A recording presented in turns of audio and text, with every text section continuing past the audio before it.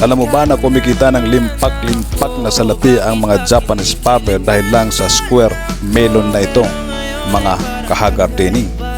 Nagkakahalaga lang naman ito ng $200 bawat piraso o humigit 11,000 pesos. Nako po, ang yayaman talaga ng mga Japanese farmer kung ganun. Kaya pala may kasabihan tayo na ang mga farmer sa ibang bansa ay mga milyonaryo. Samantala ang presyo ng bilog na watermelon natin ay nasa 100 pesos lamang per kilo. Pero alam niyo ba na mas masarap ng 10 metro ang ating bilog na watermelon kaysa mamahaling Japanese watermelon na ito? Hindi naman daw kinakain ng mga Japanese ang watermelon na ito dahil pang regalo lang ito sa tuwing may occasion sa kanila.